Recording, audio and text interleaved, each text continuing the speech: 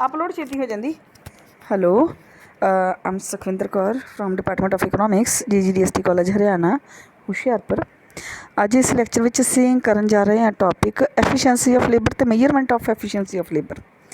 Measurement of efficiency of labour देखो, असीं last lecture दे विच कीता लेबर की हुंदी है, एग्रीकल्चरल लेबर की है, टाइप्स ऑफ एग्रीकल्चरल लेबर की है, दैन असीं मैथड्स कीते एग्रीकल्चरल लेबर की एफिशिएंसी नूं वधाउण दे, उहदे विच एफिशिएंसी घट क्यों रह जांदी, ये सारा कीता। पर हुण क्वेश्चन तो यह है कि एग्रीकल्चरल लेबर एफिशिएंसी हुंदी की है, ये तो बनता ही है करना। इसलिए सब तो पहले असीं टॉपिक करते हैं।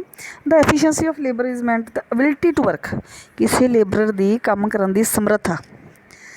ये रिलेटिव कंसैप्ट आ, ये एब्सोल्यूट कंसैप्ट नहीं है, रिलेटिव आ। ये असीं दूसरे लेबरर नाल कंपेयर करके, असीं लेबरर्स नूं कंपेयर करके उन्हां दी जिहड़ी एफिशिएंसी है वो देखते हैं। It does mean the ability to work in respect of the other labourers. मान लो दो लेबरर्स आ, दोनों दे विचों ज़्यादा जिहड़ी एबिलिटी ज़्यादा काम कौन करता पिया, असीं कंपैरिजन च देखते हैं इत्थे। इन if there are similar conditions, the machines and tools are same, the sources are same, when a worker who is producing more and better quality of production in the same period can be called more efficient laborer। सारियां condition same होण, सारियां working condition same होण, सारियां जिहड़ियां equipments, सारे tools, सारी machinery जिहड़ी वो यूज़ करते पे वो सेम होण, सारियां प्रोडक्शन दीयां टैक्नीक्स सेम होण, पर फिर भी जे एक लेबरर ज़्यादा प्रोडक्शन दिंदा पिया तो उसकी क्वालिटी वधिया आंदी पई है तो असीं उसनूं एफिशिएंट लेबरर जिहड़ा वो कहांगे। तो डेफिनीशनस बहुत ज़्यादा हैगियां ने, जिस तरह डॉक्टर RC सक्सेना कहते हैं कि by efficiency of labour we mean the amount of work which a labourer can do within a given time. Next जिहड़ा टॉपिक इहदे विच असीं अज करांगे वो हैगा measurement of the efficiency of labour. ये हुण यह है कि एफिशिएंसी ऑफ लेबर नूं मेजर किद्दां करोगे, तो तुसीं कहता कंपैरिजन करांगे, पर कंपैरिजन करांगे किद्दां, बहुत सौखा नहीं हुंदा। ये थोड़ा जिहा इहदे विच जिहड़ा डिस्कशन दा पार्ट हैगा है, डिस्कशन करनी बनदी है। व्यूज़ जिहड़े तीन साडे कोल मेजरमेंट दे जिहड़े मैथड्स जिहड़े मेजर करन लई हैगे आ, कन्वेंशनल है, लेबर एफिशिएंसी इंडैक्स है, तो मार्जिनल प्रोडक्टिविटी ऑफ लेबर ये जिहड़ा इंडैक्स हैगा। ये सब तो पहले कन्वेंशनल की गल करते हैं। कन्वेंशनल मेजर्स विच की हैगा, इफ इट इज़ द पर मैन प्रोडक्टिविटी ऑफ लेबर, पर मैन प्रोडक्टिविटी ऑफ लेबर कि तुसीं पर मैन प्रोडक्टिविटी जिहड़ी लेबर दी वो कैलकुलेट करोगे, जिस तरह लाइक असीं पर कैपिटा इनकम करते हैं उस तरह। और there are different methods to measure the productivity, like hectare method भी हुंदा, the rate of return and the return per worker जिहड़ी मैथड, ये तीन मैथड हैगे। मैं फिर बोलते हैं per worker return, output per worker ते रिटर्न पर लेबर डे, ये जिहड़े मैथड्स इहदे विच अडॉप्ट कीते जांदे आ। मैं तुहानूं इहदे नाल स्टडी मटीरीअल भी भेजिआ, तुसीं जिहड़ी मैं इत्थे डिस्कशन कीती है इहनूं स्टडी मटीरीअल दे नाल कंपेयर करोगे, ਉਹਦੇ नाल देखोगे इस वीडियो नूं ਜਦੋਂ ਤੁਸੀਂ ਹੁਣ ਸੁਣਦੇ ਪਏ ਹੋ, ਤੇ ਇਹਦੇ ਵਿੱਚ ਜਦੋਂ ਇਹਦੇ ਨਾਲ ਤੁਸੀਂ ਅੱਗੇ ਸਟੱਡੀ ਮਟੀਰੀਅਲ ਵੀ ਰੱਖਿਆ ਹੋਏਗਾ ਤਾਂ 110% ਆ ਕੇ ਤੁਹਾਨੂੰ ਕਲੀਅਰ ਹੋ ਜਾਏਗਾ, 100% ਤੁਹਾਨੂੰ ਕਲੀਅਰ ਹੋ ਜਾਏਗਾ। ਪਰ ਵਰਕਰ ਰਿਟਰਨ ਪਹਿਲਾਂ ਤਾਂ ਇੱਕ ਮੈਥਡ ਜਿਹੜਾ ਕਨਵੈਂਸ਼ਨਲ ਮੇਜਰਸ ਦੇ ਵਿੱਚ ਇੱਕ ਮੈਥਡ ਹੈਗਾ ਪਰ ਵਰਕਰ ਰਿਟਰਨ। ਕਿੱਦਾਂ ਕੱਢੀ ਜਾਂਦੀ per worker returns? It can be calculated as the per worker output in a farm with the following formula. ਕਿਹੜਾ ਫਾਰਮੂਲਾ ਹੋਏਗਾ? Value of the output by total number of workers. Means जिन्नी output होंदी पई है तो उन्होंने total number of workers नाल divide कर देंगे। ये तुहाडी लाइक पर वर्कर जिहड़ी आउटपुट आ वो आ जाएगी, like same जिद्दां per capita income आपां कढदे हां, total income divided by population. इत्थे तुहाडी टोटल आउटपुट जिन्नी फॉर्म दे उत्ते होई है divided by total number of workers.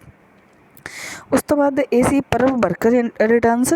दूसरा होएगा परकर आउटपुट पर वर्कर, ये जिहड़ी कैलकुलेट की जाती है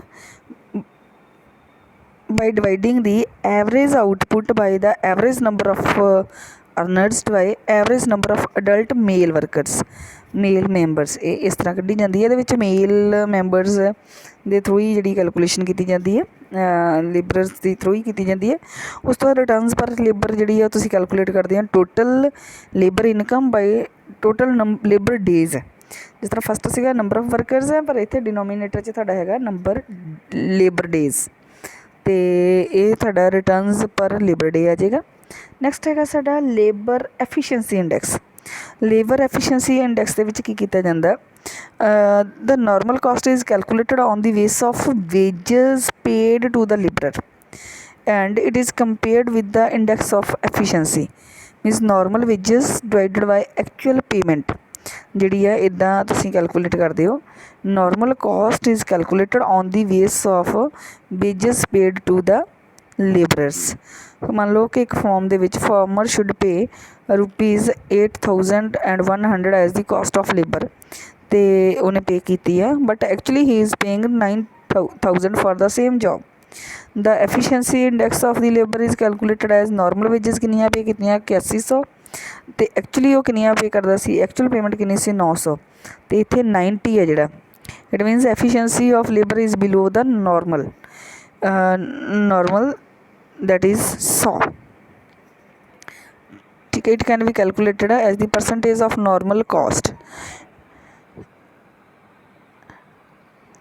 as 9,000 by 8,100 into 100 a 111 आ जाता। It indicates that the cost is above the normal means labour efficiency index ਨੂੰ ਕੱਢਣ ਲਈ ਤੁਸੀਂ ਨਾਰਮਲ ਵੇਜਸ ਨੂੰ ਐਕਚੁਅਲ ਪੇਮੈਂਟ ਦੇ ਨਾਲ ਡਿਵਾਈਡ ਕਰਦੇ ਹੋ। ਨੈਕਸਟ ਹੈਗਾ marginal productivity of labour. Marginal concept ਜਿਸ ਤਰ੍ਹਾਂ ਆਪਾਂ ਨੂੰ ਪਤਾ ਹੀ ਹੈ ਕਿ ਜਦੋਂ ਮਾਰਜਨਲ ਕੰਸੈਪਟ ਦਾ ਮਤਲਬ ਕੀ ਹੁੰਦਾ ਕਿ ਜਦੋਂ ਟੋਟਲ ਦੇ ਵਿੱਚ ਚੇਂਜ ਇੱਕ ਐਕਸਟਰਾ ਕਰਨ ਦੇ ਨਾਲ ਜੋ ਟੋਟਲ 'ਚ ਚੇਂਜ ਆਉਂਦੀ, ਸਿੰਪਲ ਤਾਂ ਇਹੀ ਹੁੰਦਾ। ਇੱਕ ਐਕਸਟਰਾ ਚਾਹੇ ਉਹ ਰੈਵਨਿਊ ਹੋਵੇ ਕਿ ਇੱਕ ਐਕਸਟਰਾ ਯੂਨਿਟ ਦੀ ਸੇਲ ਕਰਨ ਦਾ ਕਾਸਟ ਹੋਵੇ, ਅਤੇ ਇੱਕ ਐਕਸਟਰਾ ਯੂਨਿਟ ਦੀ ਪ੍ਰੋਡਕਸ਼ਨ ਕਰਨ ਦੇ ਨਾਲ ਇੱਕ ਐਕਸਟਰਾ ਕਰਨ ਦੇ ਨਾਲ ਜੋ ਟੋਟਲ 'ਚ ਚੇਂਜ ਆਏਗੀ ਉਹ ਮਾਰਜਨਲ ਹੁੰਦਾ। It can be additional production by employing one additional unit of labour means ਇੱਕ ਹੋਰ ਲੇਬਰਰ ਨੂੰ ਕੰਮ 'ਤੇ ਲਗਾਉਣ ਦੇ ਨਾਲ ਜਿਹੜੀ ਤੁਹਾਡੀ ਪ੍ਰੋਡਕਸ਼ਨ ਦੇ ਵਿੱਚ ਚੇਂਜ ਆਉਂਦੀ ਆ ਉਹ ਹੁੰਦੀ ਹੈ ਮਾਰਜਨਲ ਪ੍ਰੋਡਕਟਿਵਿਟੀ ਆਫ ਲੇਬਰ। ਅਤੇ ਉਹੀ ਤਰੀਕਾ ਕਿ ਲੇਬਰ ਇਨ ਕਰੰਟ ਪੀਰੀਅਡ ਮਾਈਨਸ ਲੇਬਰ ਇਨ ਕਰੰਟ ਮਾਈਨਸ 1 ਪੀਰੀਅਡ ਜਿਹੜੀ ਹੈ ਕੈਲਕੂਲੇਟ ਕੀਤੀ ਜਾਂਦੀ ਹੈ, ਜਾਂ ਫਿਰ ਇਹਦੇ ਲਈ ਫਾਰਮੂਲਾ ਜਿਹੜਾ ਲਿਖਿਆ ਜਾਂਦਾ ਉਹ ਹੈਗਾ y = a + vl। y output ਹੈ, a and b, a constant ਹੈ, b ਕੋਫੀਸ਼ੀਐਂਟ ਹੁੰਦਾ ਪ੍ਰੋਡਕਟਿਵਿਟੀ ਦਾ, ਅਤੇ l ਜਿਹੜੀ ਆ ਉਹ ਲੇਬਰ ਲਈ ਯੂਜ਼ ਕੀਤੀ ਜਾਂਦੀ ਹੈ। ਇਸ ਤਰ੍ਹਾਂ ਤੁਸੀਂ ਇਹ ਮੈਥਡਸ ਲਗਾ ਕੇ ਐਫੀਸ਼ੀਐਂਸੀ ਹੈ ਜਿਹੜੀ ਲੇਬਰ ਦੀ ਕੱਢਦੇ ਹੋ। ਅਤੇ ਲੇਬਰ ਦੀ ਐਫੀਸ਼ੀਐਂਸੀ ਕੈਲਕੂਲੇਟ ਕਰਨਾ ਫਾਰਮਰ ਲਈ ਬਹੁਤ ਜ਼ਰੂਰੀ ਹੁੰਦਾ, ਕਿਉਂਕਿ ਫਿਰ ਫਾਰਮਰ ਨੇ ਜਦੋਂ ਜੇ ਉਹਨੂੰ ਚੂਜ਼ ਕਰਨ ਦਾ ਉਹਦੇ ਕੋਲ ਚਾਂਸ ਆ ਜਾਏ ਕਿਤੇ, ਅਤੇ ਉਸੇ ਲੇਬਰਰ ਨੂੰ ਚੂਜ਼ ਕਰੇਗਾ ਜਿਹਦੀ ਪ੍ਰੋਡਕਟਿਵਿਟੀ ਜਿਹਦੀ ਐਫੀਸ਼ੀਐਂਸੀ ਜ਼ਿਆਦਾ ਹੈ। ਅਤੇ ਨੈਕਸਟ ਆਪਾਂ ਅਗਲੇ ਲੈਕਚਰ 'ਚ ਕਰਾਂਗੇ। ਨੈਕਸਟ ਲੈਕਚਰ ਦੇ ਵਿੱਚ ਅਗਲਾ ਟੋਪਿਕ ਕਰਾਂਗੇ ਆਪਾਂ। ਉਦੋਂ ਤੱਕ ਲਈ ਤੁਸੀਂ ਇਹਨੂੰ ਪੜ੍ਹ ਲਿਓ।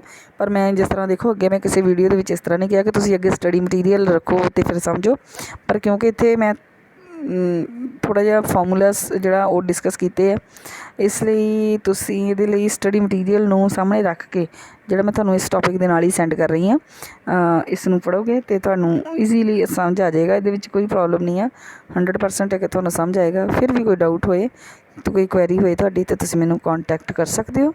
Thank you so much.